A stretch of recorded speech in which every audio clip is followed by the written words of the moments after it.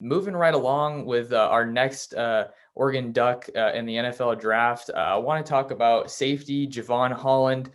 He was another guy, came to Eugene in the same class as Panay, class of 2018, and was an instant impact player as a true freshman.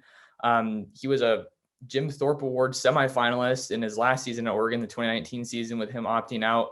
And I mean, a lot of what we hear about him is his versatility. Want to talk about Holland, kind of your thoughts on him, maybe where you could see him, projecting in the draft. Well, I think he's a second round pick, probably early. I think people are really going to value what he brings in terms of versatility. It's become such a pass oriented league. The NFL has that if you can have a guy like Jevon that can line up at safety, but he can go down and cover a slot receiver at times, at least play zone there, maybe match up to some of these great physical, athletic tight ends that we're seeing around the league.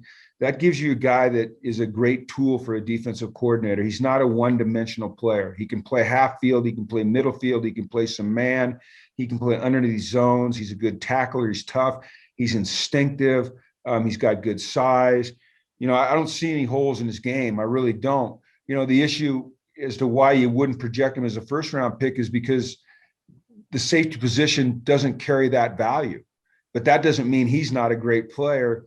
I think he is going to be a guy that is going to be an impact player in the NFL. I really do. Just the things that he can do, the ball skills, but more than anything, the versatility. I mean, if I'm a defensive coordinator and I have a guy like Jevon Holland on my team, the things that I can do, the ways that I can match up, the positions I can put him in, the schemes that I can create and the problems I can create for an offense become almost limitless because I've got a guy that can plug and play in a lot of different spots. And there's true value to that. You don't have to sub him out in your nickel package. You don't have to, sometimes you don't even have to go into a nickel package because you can put him down on a third wide receiver or displace tight end. And that just opens up an entire world for a defensive coordinator. And there's great value there. So I love to watch him play. I'm really excited to watch him play at the next level. And I think he's going to have an impact. Yeah, that versatility, whether it's being a ball hawk as a safety or even at times lining up as a cover corner, he could really do it all.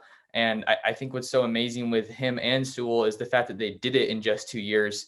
There's that conversation about do we want to have like a one and done rule like in college basketball? That's a whole other can of worms. But I just wanted to say that because that kind of blew me away when I was looking at them and just how quickly they developed here in Eugene.